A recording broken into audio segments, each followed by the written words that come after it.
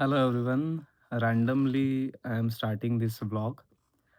Reason special आहे हा blog सुरू करण्यामागचं आणि रिझन हे आहे की गेले ऑलमोस्ट 10 महिने म्हणजे गेल्या वर्षी नोव्हेंबर एंडला सुरू झालं होतं आम्ही सातारी ह्या ट्रॅकचं काम आणि आता ह्या ऑक्टोबरला रिलीज होत आहे गाणं आणि ते गाणं रिलीज करण्या अगोदर ह्या गाण्याचं जे ओव्हरऑल जर्नी आहे, ते जर्नी तुमच्यासोबत शेअर करावं आणि ह्या सगळ्या प्रोसेसमध्ये काय-काय चॅलेंजेस आले, कोण-कोण लोकं मदतीला धावून आले आणि हे सगळं प्रोसेस कसं झालं ओव्हरऑल एक्झिक्यूट होईपर्यंत ह्याच्यामध्ये फायनान्शियली काय-काय गोष्टी झाल्या, त्याच्यामध्ये मेंटल लेव्हलला किती गोष्टी झाल्या आणि आता फायनली प्रोजेक्ट रिलीज झाल्यानंतर त्याचा येणारा आउटकम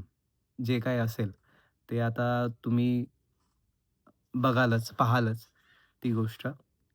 सो मला वाटलं की हे कुठेतरी आर्टिस्टचं जे हे जर्नी आहे, हे जर्नी तुमच्यासोबत शेअर करणं महत्त्वाचं आहे.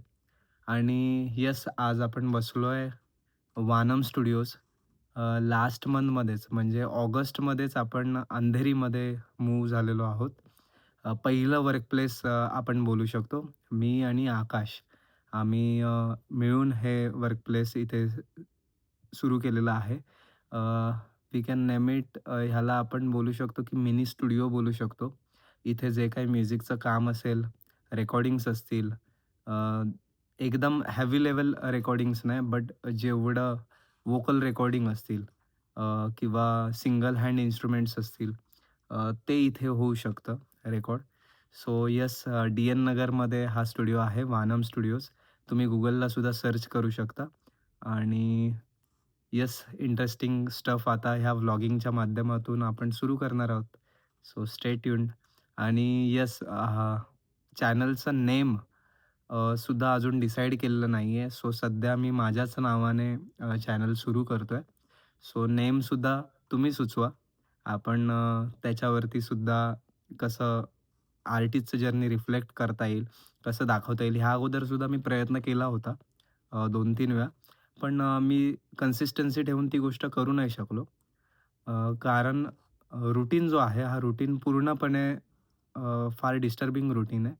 पण आता नाही. आता हे कन्सिस्टन्सीने तुम्हाला पाहायला मिळेल. आता मी सुद्धा अ, काय-काय माझ्या आयुष्यामध्ये सुद्धा स्टेप्स घेतलेल्या आहेत आर्टिस्ट म्हणून.